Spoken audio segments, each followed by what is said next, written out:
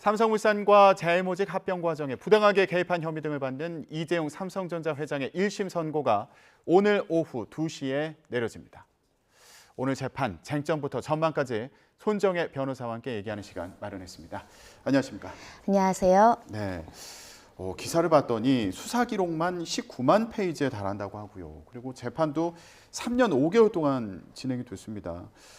내용도 복잡하고 참 길게 이어진 사건인데 이게 무슨 사건입니까? 네, 일단은 그 당시에는 이재용 부회장의 직함이 있었습니다. 이재용 회장이 삼성에 대한 지배권을 강화하기 위해서 불법적인 수단을 썼는지가 이 사건의 핵심적인 부분이다. 이렇게 말씀드릴 수 있고요. 거슬러 올라가서 2015년 7월경에 제일모직과 삼성물산의 합병 과정에서의 적법 절차를 지켰는지 또는 불법적인 부분이 있었는지 분식 회계를 했는지가 핵심적인 쟁점인데요.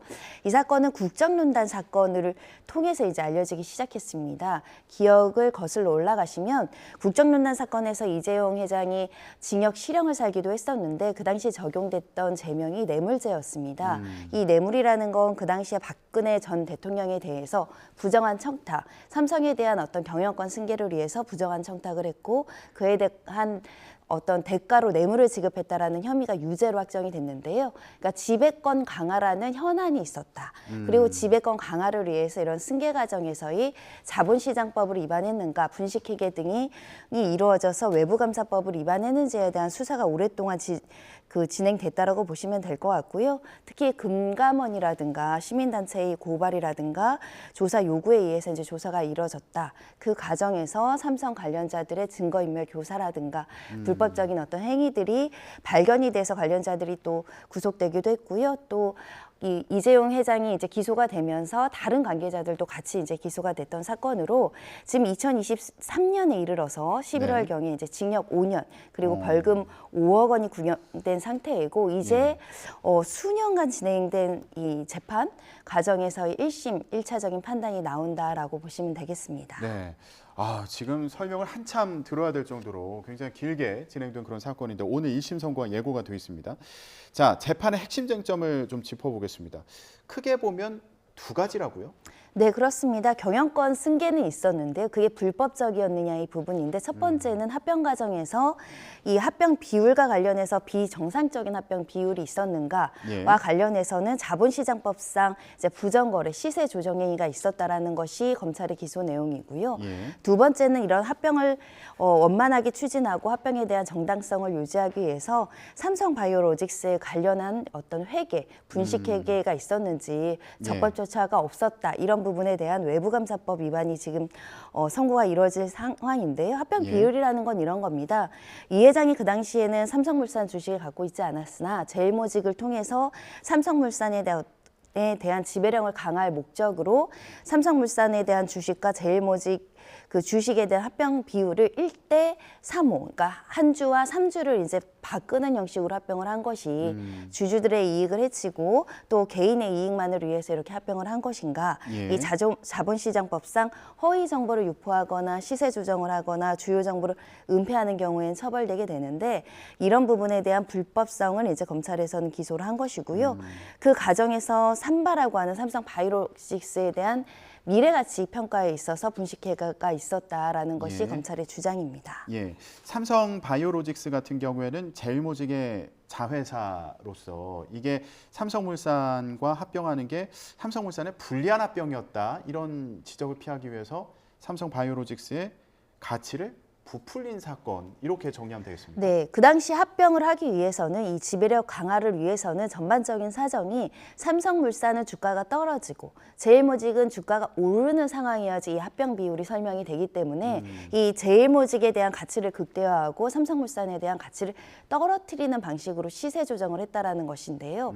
아까 말씀드린 삼바도 제일모직과 관련한 가치 평가에 영향을 미칠 수 있기 때문에 삼바에 대한 가치 평가를 분식회계해서 부풀렸다. 그래서 제일모직과 삼성물산에 대한 합병 결의가 이루어지도록 했다라는 것이 기소의 핵심 내용입니다. 삼성물산과 제일모직 합병에 불법적인 요소가 있었느냐, 그리고 제일모직의 자회사인 삼성바이오로직스의 분식회계가 있었느냐, 이 부분이 이제 검찰이 들여다봤고 오늘 1심 선고가 있을 예정인데 이런 과정에 이재용 삼성전자 회장이 개입했느냐 이것도 중요한 쟁점이지 않습니까? 유무죄를 가르는데 중요한 고의성에 대한 다툼도 있습니다. 구체적인 어떤 이런 실행에 대해서 관여하지 않거나 보고받지 않았다, 지시받지 않았다라는 기본 주장이 있는 상황이고요. 나아가서는 개인적인 이익으로 이런 것을 한 것이 아니고 불법성에 대한 고의가 없었다, 주주들을 위한 절차라고 생각을 했다, 적법 절차였다라는 게 삼성 측의 주장입니다. 예. 다만 검찰에서는 이재용 회장이 관련 내용을 알 수밖에 없었다라고 보는 근거와 관련해서는 프로젝트 G라는 이제 문건들 내용들이 이제 보도가 되고 있고요. 두 번째로는 이 경영권 승계와 관련해서 이제 골드만삭스라든가 그러니까 외국 투자자의 면담 과정에서의 어떤 발언, 그리고 아까 말한 삼바 분식회계와 관련해서 바이오젠 CEO를 찾아가서 뭐 콜옵션 행사 여부를 묻는 내용들, 그리고 내부 회의를 통해서 이 관련된 분식회계의 관련 증거를 이제 없애자, 뭐 이런 취지의 어떤 논의들이 있었던 과정들을 일련적으로 확인을 해보면 이 경영권 승계 과정에서 삼성이 어떻게 불법 행위를 했는지 이 회장도 알 수 있었다, 또는 알고 지시를 했다라는 것이 검찰의 시각입니다. 네. 일단 이재용 회장은 모든 혐의 내용을 부인하고 있는 그런 상황인 것으로 알고 있습니다. 지난 1심 결심 공판에서는 최후 진술하면서 울먹이기도 했다고요. 굉장히 중요한 그 기로점에 서 있기도 하고 본인의 신변에 대해서도 굉장히 중요한 사건이기 때문에 절실하게 이제 최후 변론을 한 것으로 알려지고 있는데요.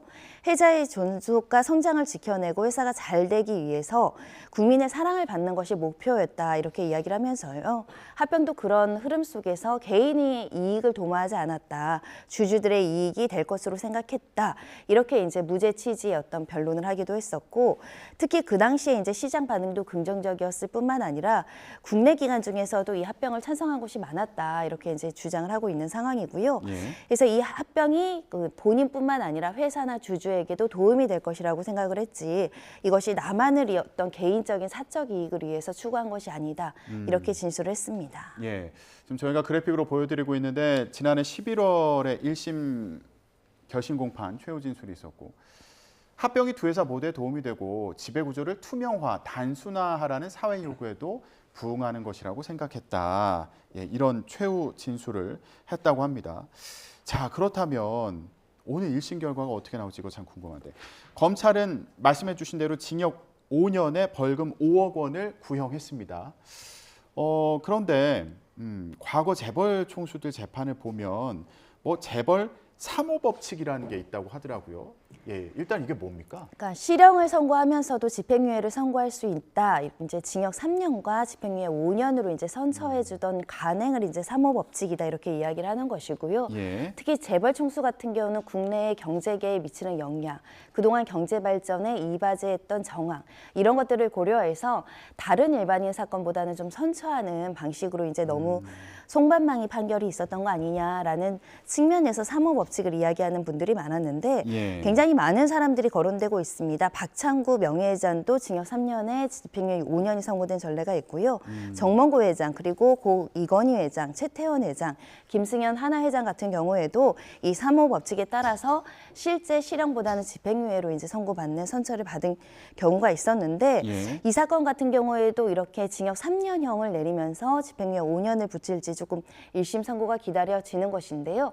사실 3호 법칙이 깨진 적도 있습니다. 아, 그래요? 이재용 회장 본인의 사건에서 깨졌었죠. 이재용 회장이 뇌물 사건으로 집행유예를 선고받지 않고 징역 2년 6개월의 실형을 선고받아서 복역을 마친 사례가 있어서 예. 지금 이재용 회장 입장에선 이미 복역을 한 상황에서 또다시 교도소를 갈 것이냐 말 것이냐 굉장히 중요한 사건인데, 그만큼 치열했던 사건이었기 때문에 1심 재판만 100번이 넘습니다. 무려 예. 106차례라는 것이거든요. 예. 그럼 검사 측과 변호인 측에서 정말 한 줄 한 줄 공소장을 깨기 위해서 치열한 법리 사실관계 공방이 있었기 때문에 전부 유죄가 날지 일부 무죄가 날지 또는 대부분 무죄가 날지 사실은 예단하기는 굉장히 어려운 사건이다, 이렇게 말씀드릴 수 있고요. 예. 다만 모두 유죄가 선고된다고 하더라도 법리상, 실무상, 양형상 징역 3년형의 선고 가능하기 때문에 3호 법칙도 적용 가능한 양형 기준 내에 있다고 보입니다. 예. 집행유예가 선고가 된다면 경영활동 계속 할 수 있는 거고, 근데 만약에 실형이 선고된다면 바로 뭐 어떻게 집행이 되는 겁니까? 그러니까 법정 구속을 시키지 않더라도 실형 3년형이 나온다고 한다면 상당 부분 경영권 행사에 제약이 따를 수밖에 없습니다. 예. 공격적인 어떤 투자라던가 그리고 해외 투자자들이 사실은 실형이 나온 어떤 재벌 총수에 대한 신뢰도나 이런 문제를 문제 삼을 여지가 있기 때문에 만약에 실형이 나온다고 한다면 사법 리스크가 현재화돼서 이 삼성이 조금 미래 먹거리를 찾거나 투자를 하는데 굉장히 많은 어려움이 있을 것이다 이런 전망도 있는 상황이고요. 예. 그리고 앞서서 일단 실형 2년, 3년 이렇게 2년 6개월 받고 이랬을 때 삼성이 준법 경영을 하겠다라고 선언을 하면서 여러 가지 이제 조건들을 제시를 했고 또 그것이 이행 중이라는 사실도 이제 알려지고 있어서요. 그 이후에 사실은 무보수와 미등기 상태에서 지금 업무를 계속하고 있는 상황이거든요. 예. 이게 고착화되거나 더 심화될지 또는 어느 정도 사법 리스크가 해소돼서 경영 활동에 대해서 좀 광범위하게 활동을 할지 오늘 선고의 결과에 좌지우지 될 것으로 보입니다. 예. 삼성그룹에서도 굉장히 오늘 주목해서 이 결과를 지켜보고 있을 텐데 혹시 무죄가 나올 가능성도 있는지 어떻게 보세요? 일단은 전부 무죄 가능성은 좀 낮을 가능성이 있는 게요. 첫 번째 아까 말씀드린 뇌물 사건이 대법원에서 확정이 됐는데 그때 이제 경영권 승계를 위해서 부정한 청탁을 통해서 뇌물을 했다. 일부 어떤 부정한 행위가 있었다라는 사법적인 판단이 있었고요. 두 번째는 이제 문영표 전 보건복지부 장관 관련해서도 실형이 나온 전력이 있죠. 국민연금이 합병 결의를 찬성하는 것이 좀 불법적이었다라는 부분에 대한 사법적 판단이 하나 더 있고요. 또 국제 분쟁 판결에서 엘리엇이라는 삼성물산 주주가 이 합병 결의 때문에 손해를 봤다라는 소송을 제기했고 또 우리 정부가 손해배상 1,300억 원을 배상하는 판결도 나온 상황이라서 예. 다수의 다른 판결에서 이 지배권 승계가 적법 절차에 따랐다기보다 조금 더 부정한 어떤 내용을 통해서 이뤄진 점들이 조금씩은 확인되고 있기 때문에 전부 무죄가 나올지는 조금 어렵지 않을까라는 생각이 들지만 예. 워낙 치열한 법리적인 쟁점들이 있는 사건이기 때문에 뭐 증거 부족이라든가 법리상 안 된다는 판단은 가능합니다. 예. 그러니까 국정농단 사건 당시에 대법원에서 이 회장 경영권 승계 자금이 존재했고 이걸 위해서 부정한 청탁이 있었다 이렇게 또 판단을 했고 또 합병 당시 삼성물산 지분을 보유하고 있었던 엘리엇이 국제 투자 분쟁에서 승소한 점 이런 것들이 오늘 재판 결과에 영향을 미칠 수도 있겠다. 예, 이렇게 설명을 좀 해주셨습니다. 자, 오늘 결과에 따라서 뭐 검찰이나 아니면 삼성 측 모두 항소할 가능성이 있을 텐데 그러면은 오늘 재판 결과가 나온다고 해서 이게 사법 리스크가 바로 해소되는 건 아니겠어요? 당연히 검찰 또는 피고인 측에서 불리한 부분에 대해서는 항소할 것으로 예상이 되고요.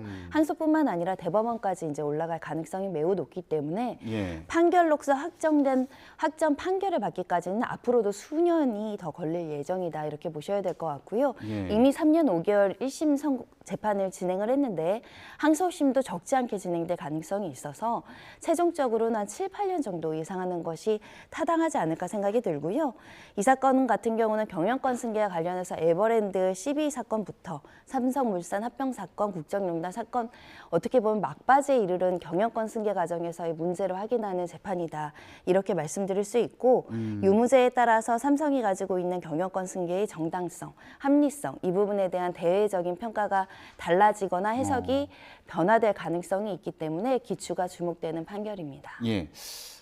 지금 이 회장 같은 경우에는 직책이 어떻게 되는 겁니까? 지금 회장의 직책에 있고요. 예. 다만 이제 무보수 상태, 미등기 상태, 사실 등기를 하지 않는다는 것은 책임 경험과 조금은 다른 방식이긴 하지만 그래도 이렇게 이제 유죄의 판단을 받은 어떤 그 경영자가 등기 이사나 등기해가지고 이제 하는 것이 조금 문제가 있다라는 여러 가지 법상의 문제도 있기 때문에 지금 미등기 상태로 이제 활동하는 것이고요.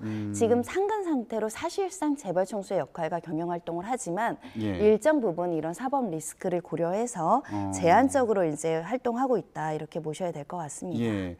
오늘 1심에서 실형이 선고되지 않더라도 어쨌든 유죄 판결이 나오면 경영 활동을 하는데 어쨌든 계속 제약을 받는 거 아니냐 이런 시각도 있더라고요. 집행유예가 나온다고 하더라도 당장 이제 교도소에 복역을 하지 않을 뿐 집행유예 기간 중에 또 다른 불법 행위가 이루어지면 집행유예가 실효되고 실형이 선고되니까요. 아.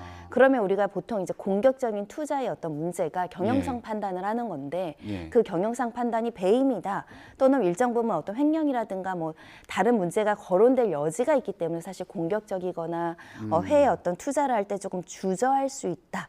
이런 부분에 대한 우려가 있는 것이고요. 예. 보통 이제 어떤 경영상 판단을 해서 투자를 했다 전액 손실이 있을 수도 있잖아요. 하다 보면 그런 부분에 대한 리스크를 이 집행유예 기간 중에 가질 것인가 그런 고민이 있는 것이고 특히 이제 세계적인 국제적인 어떤 관점에서도 유죄 판단이나 재벌 총수에 대한 문제를 거론할 수 있습니다. 아, 그렇군요.